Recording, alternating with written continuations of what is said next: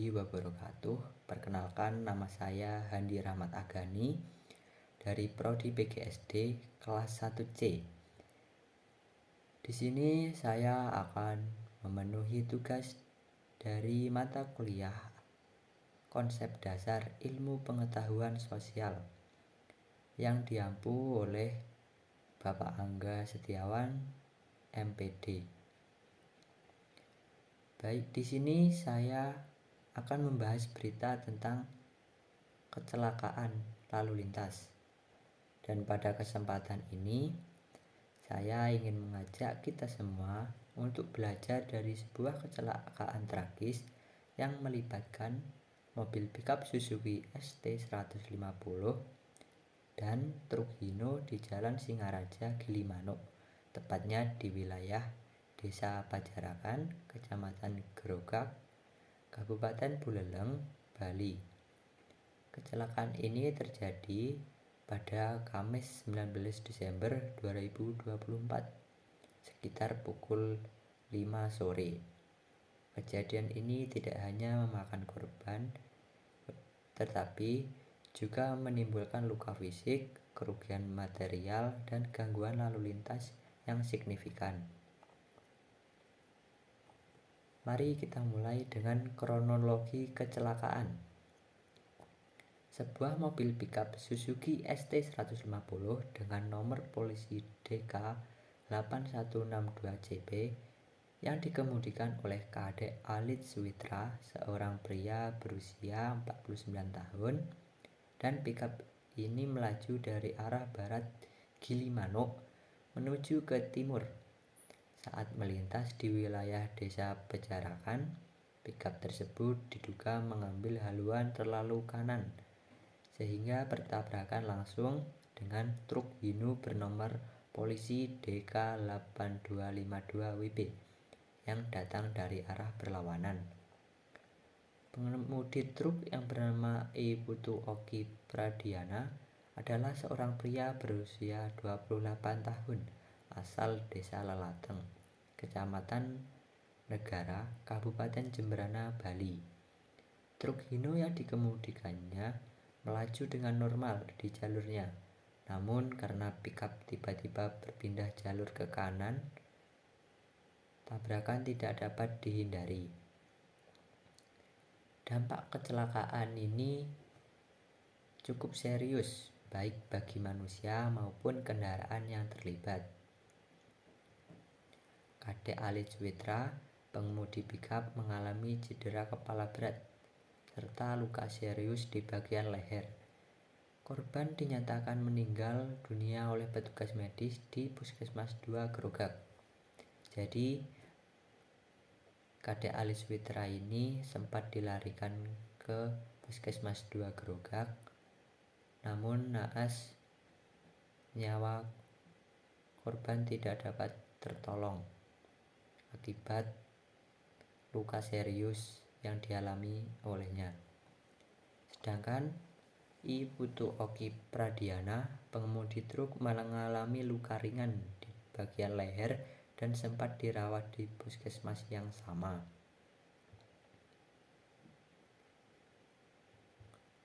Kerugian yang dialami oleh pengendara yaitu pickup Suzuki ST150 mengalami kerusakan parah di bagian depan kendaraan sehingga sulit diperbaiki dan juga memakan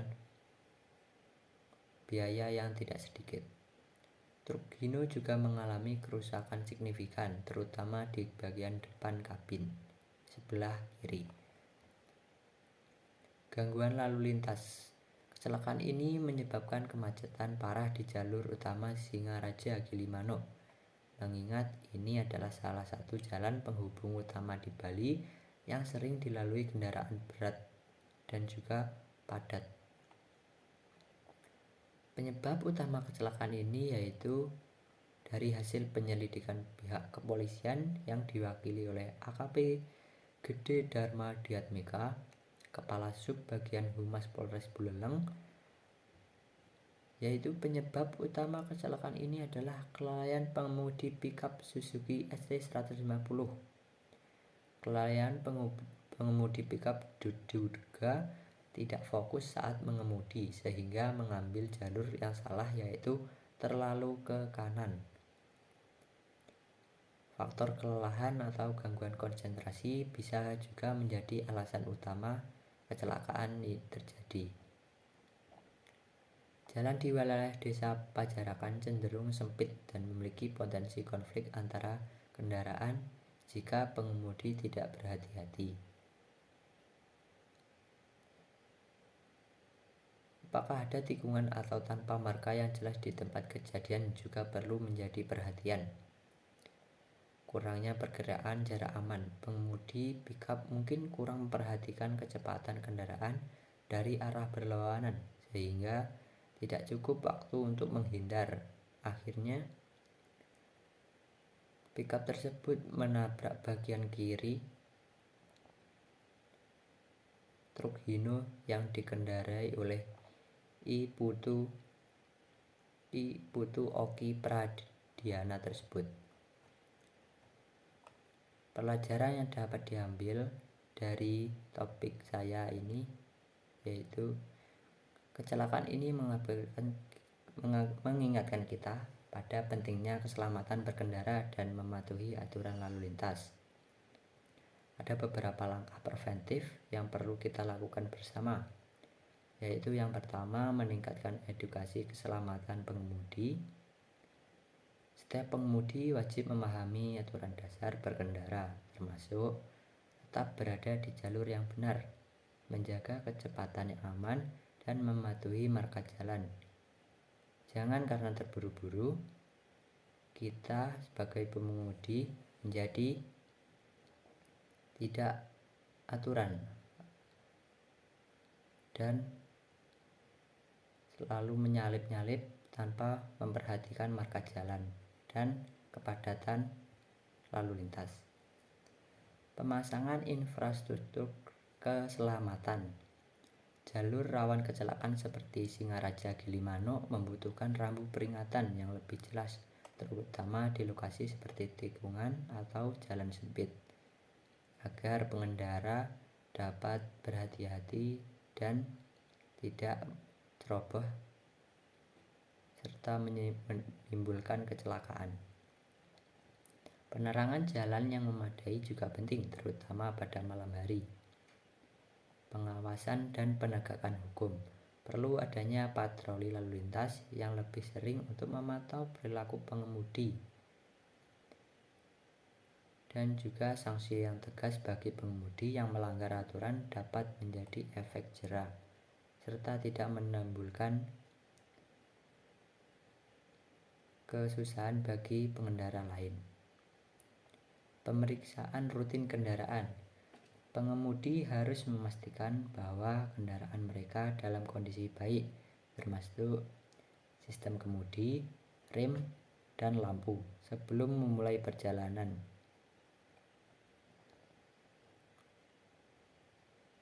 Kecelakaan ini adalah sebuah tragedi yang tidak hanya menyebabkan kehilangan nyawa, tetapi juga memberikan kita pelajaran penting tentang keselamatan berlalu lintas. Sebagai pengguna jalan, mari kita selalu mengutamakan keselamatan, berdisiplin dalam mematuhi aturan lalu lintas, berkendara dengan penuh kehati-hatian.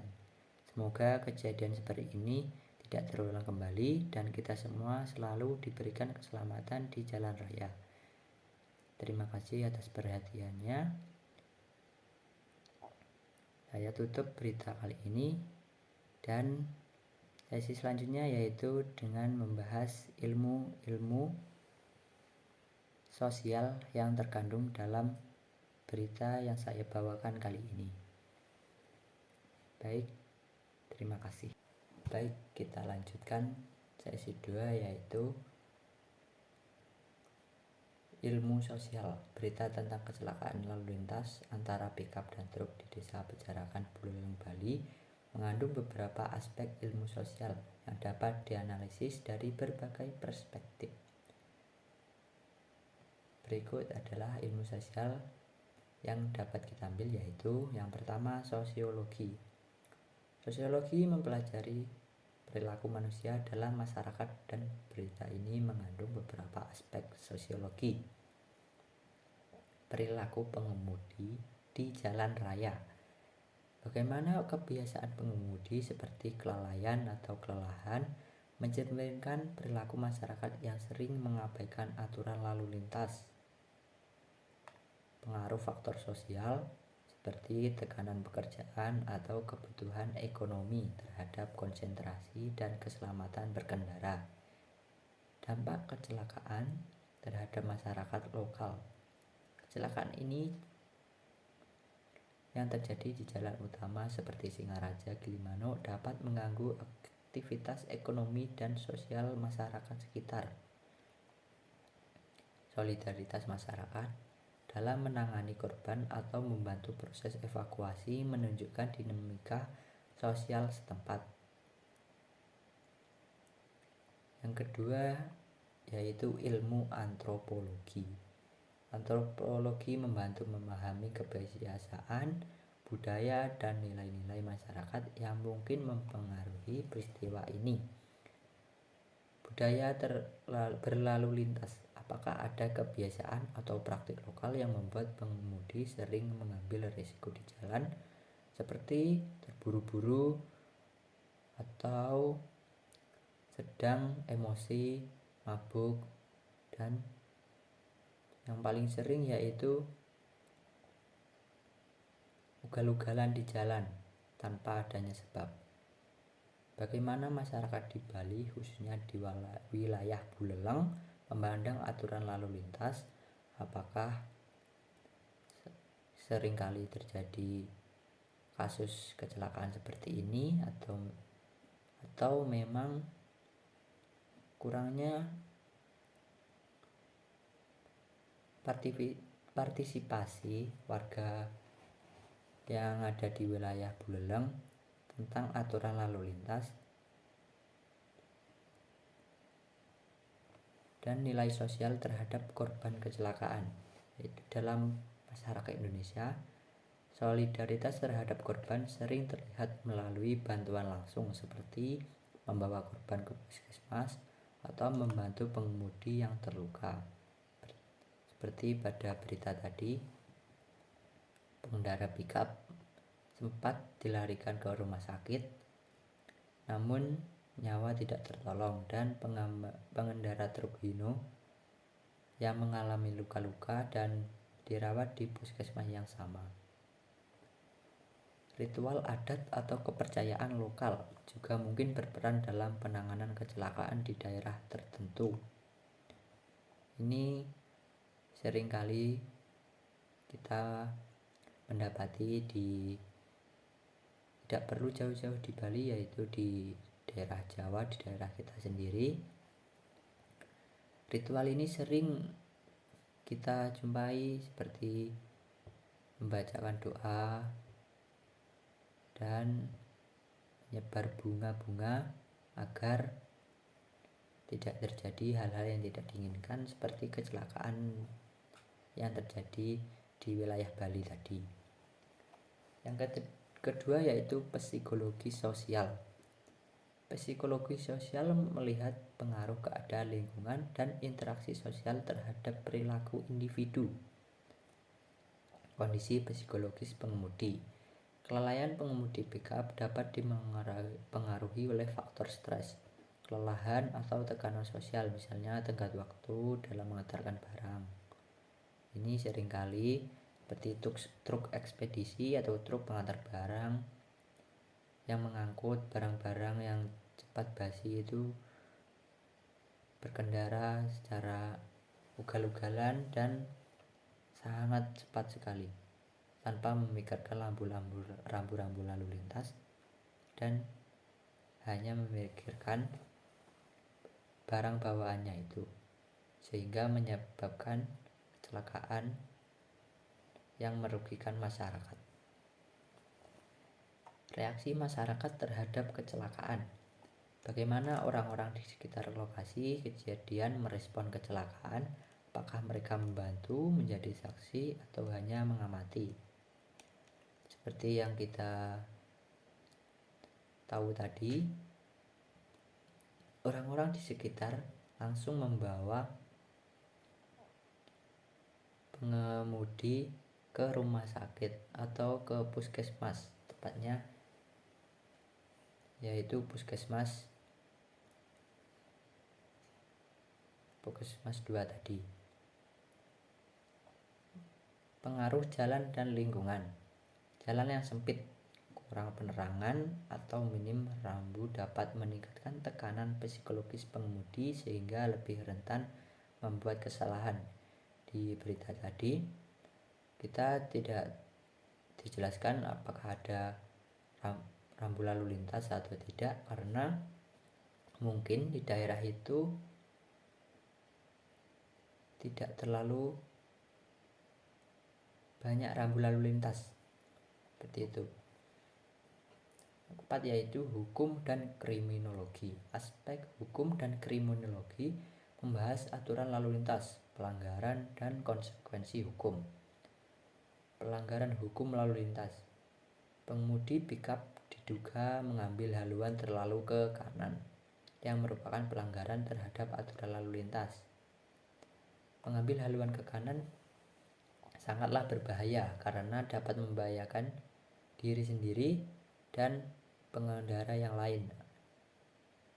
Jika pengendara yang berlawanan arah tidak siaga, maka akan menimbulkan kecelakaan lalu lintas.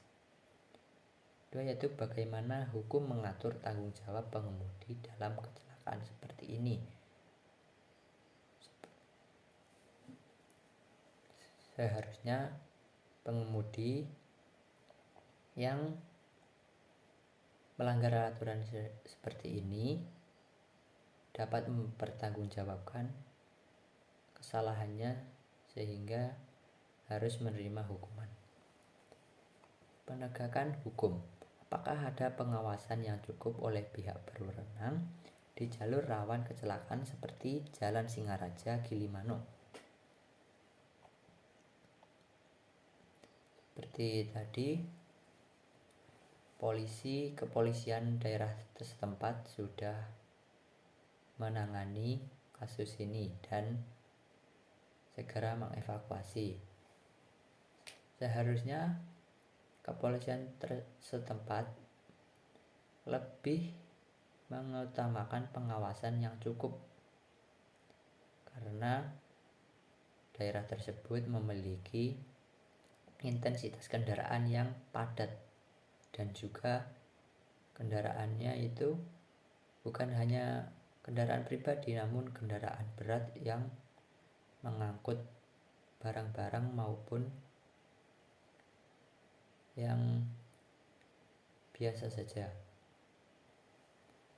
Analisis tentang tingkat kepatuhan masyarakat terhadap aturan berlalu lintas di wilayah ini. Menganalisis tingkat kepatuhan masyarakat ini memerlukan pihak berwenang untuk melihat atau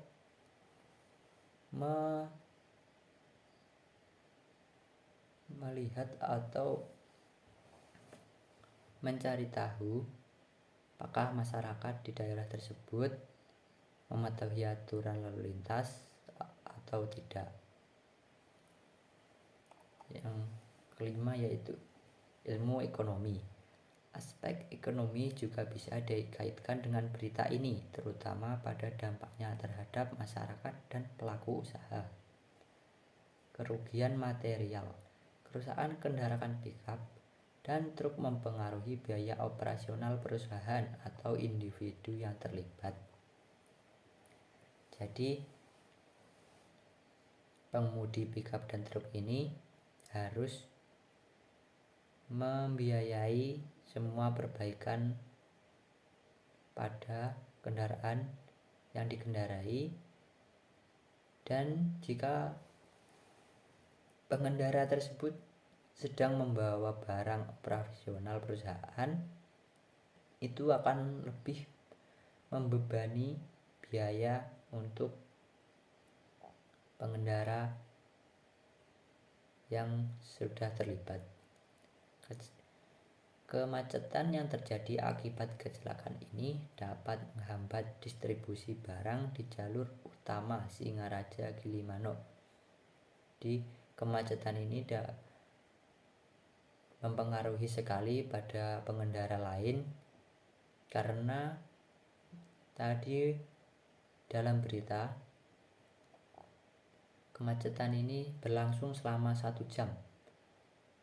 Jadi selama 1 jam ini pengendara yang sedang membawa barang atau orang itu dapat menghambat operasional perusahaan atau waktu untuk biaya yang ada pada barang yang sudah dikirimkan itu. Produktivitas masyarakat. Waktu yang hilang akibat kemacetan di jalur utama dapat memengaruhi aktivitas ekonomi baik di tingkat lokal maupun regional. Jadi kemacetan di jalur utama itu sangat mempengaruhi aktivitas ekonomi, dikarenakan kita tidak tahu jika pengendara lain juga sedang terburu-buru atau sedang mengirimkan suatu barang operasional. Yang keenam yaitu geografi sosial. Geografi sosial mempelajari hubungan antara manusia dan lingkungan, termasuk infrastruktur. Kondisi geografis jalan Singaraja Gilimanuk adalah jalur utama yang sering digunakan oleh kendaraan berat. Kondisi geografis seperti jalannya sempit atau rawan kecelakaan memengaruhi perilaku pengemudi. Jadi tidak heran jika pengemudi saling menyalip atau pindah haluan secara tiba-tiba, karena mungkin di depannya yaitu kendaraan berat yang sedang beroperasi, dan juga tingkat emosional meningkat jika kita berada di kemacetan. Saat berkendara motor saja, jika kita sedang berada di kemacetan, itu sangat-sangat mempengaruhi emosi. Entah itu marah atau terburu-buru, itu sangat berbahaya bagi diri sendiri dan juga orang lain. Pola pemukiman dan akses kesehatan. Lokasi kecelakaan yang jauh dari fasilitas kesehatan utama menunjukkan tantangan dalam memberikan pertolongan pertama secara cepat. Jadi butuh waktu untuk menolong atau membawa pengendara itu menuju puskesmas, karena jalur yang sedang macet akibat kecelakaan tadi, dan juga oleh mobil ataupun motor yang terus-terusan berada di jalur itu, melewati jalur itu. Jadi untuk pertolongan secara cepat itu mungkin agak sulit dilakukan dikarenakan faktor-faktor tersebut.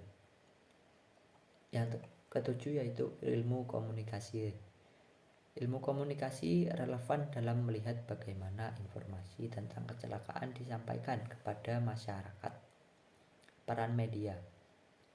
Bagaimana media menyampaikan berita ini, termasuk penggunaan bahasa yang sensasional atau edukatif, memengaruhi kesadaran publik tentang keselamatan lalu lintas. Seperti yang saya jelaskan tadi,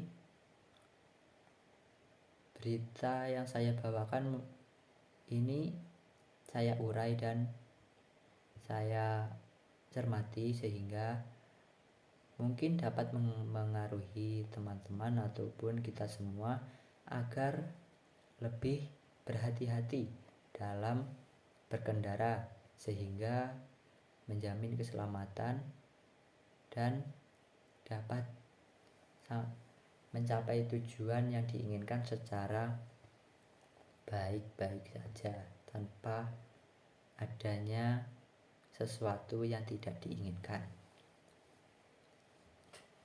Komunikasi antara pihak-pihak terkait. Koordinasi antara pengemudi, saksi, aparat kepolisian, dan petugas medis mencerminkan bagaimana komunikasi berlangsung dalam situasi darurat. Apakah pengemudi itu masih bisa diajak bicara, dan saksi yang menjadi faktor utama dalam pengambilan berita agar tidak terjadi isu-isu yang tidak diinginkan, dan juga aparat kepolisian yang ikut membantu dalam mengevakuasi serta memberikan tanggapan untuk kasus kecelakaan kali ini. Dan juga petugas medis yang sigap itu dapat mencerminkan bagaimana komunikasi berlangsung dalam situasi darurat dan dapat segera menangani korban tanpa menimbulkan sesuatu yang tidak diinginkan. Jadi kesimpulannya yaitu berita kecelakaan ini tidak hanya berbicara tentang tabrakan dua kendaraan, tapi juga menyentuh banyak aspek ilmu sosial. Seperti yang saya jelaskan tadi, ada beberapa aspek ilmu sosial seperti sosiologi, psikologi sosial, hukum, ilmu antropologi, hingga geografi sosial. Dari analisis ini kita bisa mempelajari faktor manusia, budaya, hukum, dan lingkungan yang saling memengaruhi serta pentingnya meningkatkan keselamatan lalu lintas. Seperti adapun hal yang perlu dilakukan pengendara agar tidak terjadi kecelakaan seperti yang ada pada berita, yaitu yang pertama, mematuhi aturan lalu lintas. Tetap di jalur yang benar, hindari mengambil jalur terlalu ke kanan karena dapat menimbulkan kecelakaan, yaitu pengemudi dari arah yang berlawanan itu belum tentu berkecepatan yang rendah juga. Nah, mengatur kecepatan ini kendaraan berat seperti pickup dan truk membutuhkan jarak pengereman lebih panjang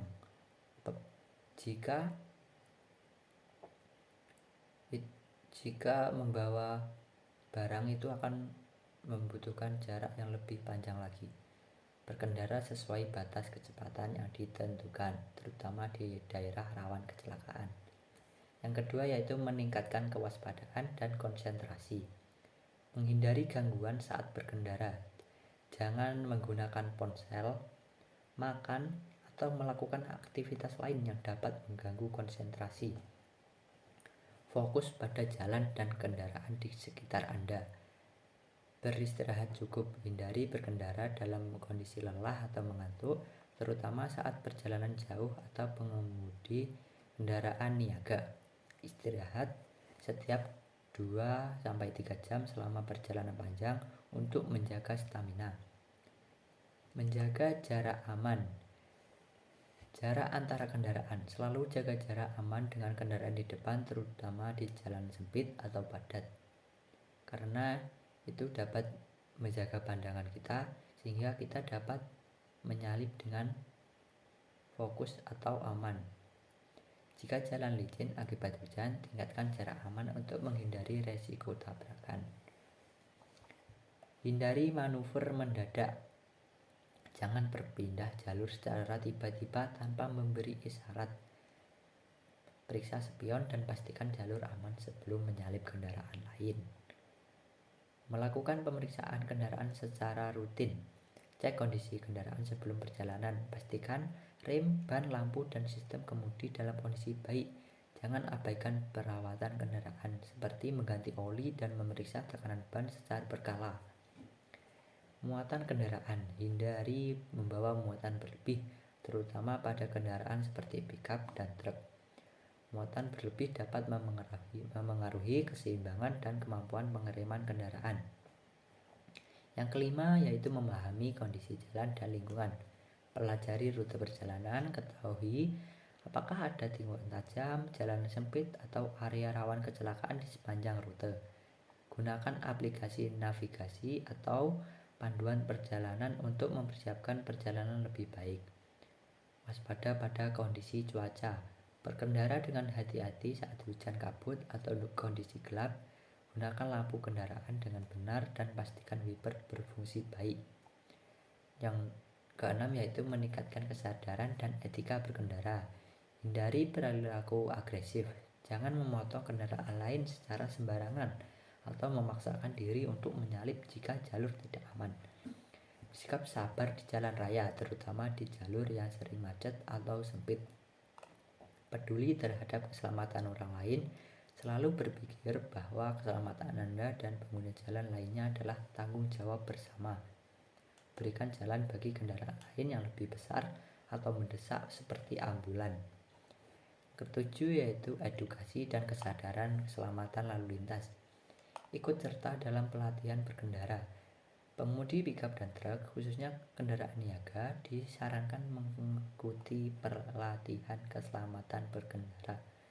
Pelajari teknik pengemudi defensif seperti cara menghindari tabrakan di jalan sempit. Meningkatkan kesadaran, jadilah teladan bagi pengemudi lain dengan selalu menaati peraturan dan berkendara secara aman. Terus belajar dan mengikuti perkembangan teknologi atau peraturan baru terkait keselamatan lalu lintas. Yang ke-8 yaitu memanfaatkan teknologi keselamatan. Gunakan fitur keselamatan kendaraan. Pastikan kendaraan memiliki fitur seperti ABS, anti-lock braking system, kamera belakang atau sensor parkir untuk mendukung keselamatan. Jika memungkinkan, gunakan aplikasi navigasi yang memberikan peringatan tentang area rawan kecelakaan. Pasang alat pendukung. Gunakan GPS atau dashcam untuk memantau perjalanan. Dashcam juga dapat memberikan bukti valid jika terjadi insiden jalan, sehingga tidak terjadi engkel-engkelan atau debat antara sesama pengendara jika terjadi sesuatu yang tidak diinginkan. Kesimpulannya yaitu kecelakaan lalu lintas seperti yang terjadi di berita ini seringkali disebabkan oleh kombinasi kelalaian manusia, kondisi kendaraan, dan situasi jalan. Oleh karena itu, pengemudi perlu menjaga kedisiplinan, kewaspadaan, dan tanggung jawab saat berkendara. Keselamatan di jalan tidak hanya melindungi diri sendiri, tetapi juga pengguna jalan lainnya. Jadilah pengguna jalan yang baik dan tidak merugikan orang lain. Sekian yang dapat saya sampaikan pada tugas kali ini, dan semoga Bapak Angga Setiawan selaku dosen pengampu dapat memberikan nilai yang baik untuk saya, ya walaupun penjelasan saya tadi mungkin terlalu bertele-tele atau tergesa-gesa, dan sehingga akhirnya mungkin tidak terlalu nyambung. Akan tetapi saya sudah mencoba dengan baik, dengan sebisa saya, agar tugas kali ini dapat selesai tepat waktu. Terima kasih Bapak Angga Setiawan. Saya tutup. Assalamualaikum warahmatullahi wabarakatuh.